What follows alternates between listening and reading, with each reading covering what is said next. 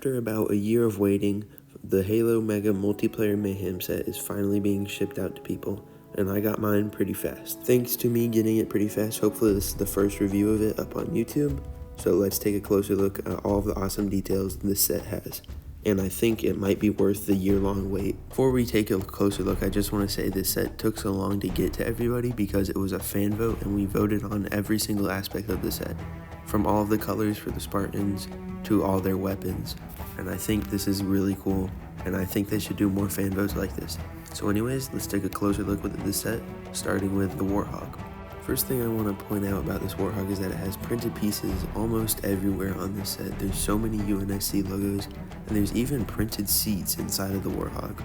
Also, there's some printing that wasn't even necessary, like this printing right behind the turret. While I'm not a big fan of this coating on the Warthog or on the Spartans, I think it looks a lot better than I thought it would. It's very different from what we normally get from Mega, and I'm all about that. A newer style of suspension from the first Halo Infinite Warthog returns to this set. We even improved on the design by replacing the clips that used to break with stronger pieces. Really don't know any other way they could improve the design for the suspension, except for maybe pushing in the wheels a little more so they don't stick out so much.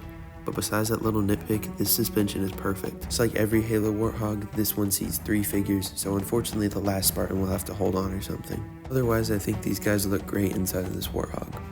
There's nothing on the underside of this set except for the suspension, which looks pretty cool. On the backside, there's some pretty cool pink jerry cans, which, fun fact, in Halo, they actually hold water because the Warthogs do not run on gas. And finally, here's a look at the steering wheel and the throttle.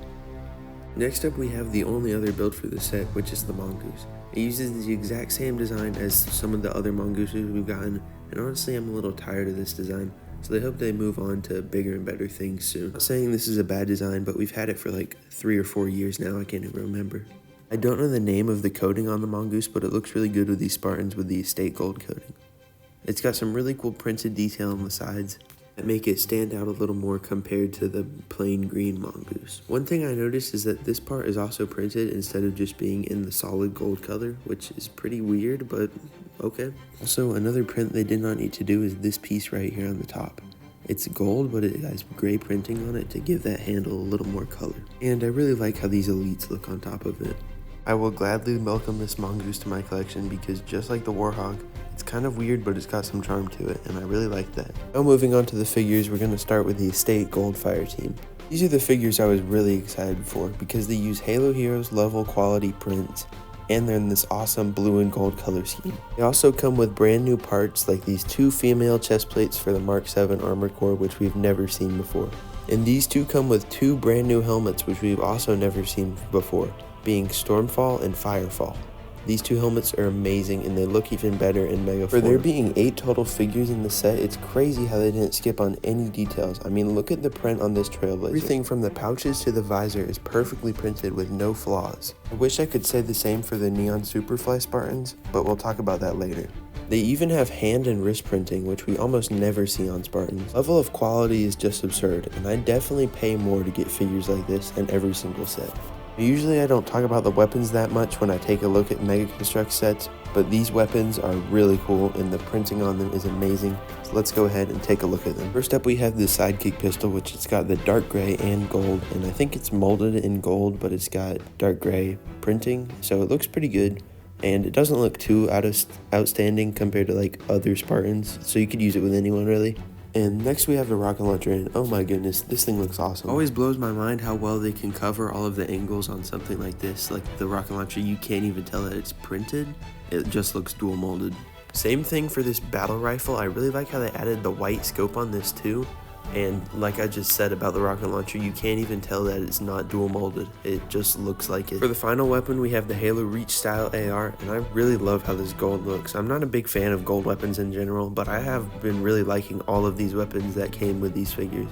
And I especially like this one, and I'm definitely going to display it with this Firefall. Overall, I don't really see any flaws with this fire team, and they're definitely my favorite fire team in the set, but let's look at the other one. So these Spartans use the Neon Superfly coating, and just like the Warthog that uses it, I wasn't excited for them at first, but I've kind of grown to like them, and I think they're really cool. These Spartans have the exact same armor configurations as the ones from the other fire team, which I think is really cool, but I think the coatings are different enough so it doesn't seem repetitive. To take a quick look at the weapons this time, and here we have 2 ARs that are exactly the same. Instead of having the 4 different types of weapons like the other fire team had, they have 2 of the same. I feel like these ARs could work for any Spartan because they're pretty basic, but they have just a little bit of detail. Same thing could be said for this battle rifle. Printed weapons for these Spartans definitely aren't as complex as the other ones, but they still look really good.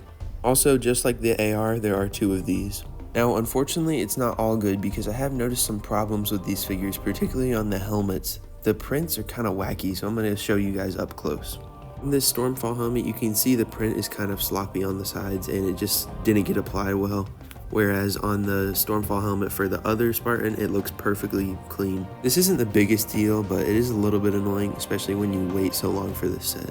Now this one bothers me a little more. This Trailblazer helmet is supposed to have some very distinct markings, but it really just looks like she has chickenpox. So the quality of print on her visor isn't very good either. And then just like with the Stormfall, if you take a look at the other figure, you can see how crisp the prints are in the helmets. I really don't understand why it's like this, because they're made the same exact way, so it shouldn't be like this. Last weird thing I noticed on these figures is that there's a little difference between the prints on the torsos for these Firefall helmets. Or not Firefall helmets, but these Spartans. You can see there's more gray on the top of the torso on the Neon Superfly version than compared to the version from the other fire team.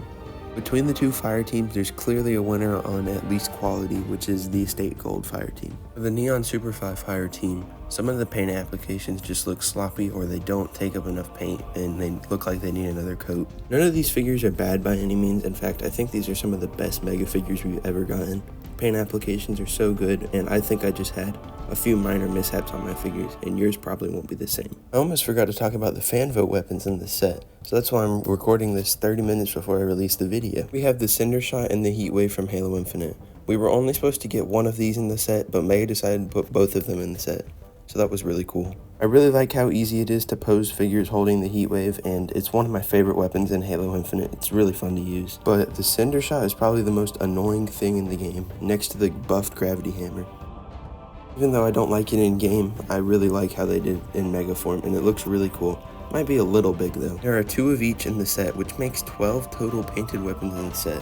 That's just crazy. So that's it for my review for Halo Mega's Multiplayer Mayhem. This might be one of the best Mega sets ever. There's just so much detail on all of these builds, and you can really tell how much care they put in on all the figures. Hope to see more fan votes in the future, and there should be more Mega reviews coming for you guys, so stay tuned for those. Next week, I'll be taking a look at Artos Vadum, or the Shipmaster from Halo Mega, so make sure you watch that video when it comes out on Saturday. Let me know what you guys think about the set in the comments down below, and would you like to see more sets like this from Mega? Also, did you guys like this style of review, and would you like to see more of these? Well, I've run out of yap, so let's end the video here, and I'll see you guys next time.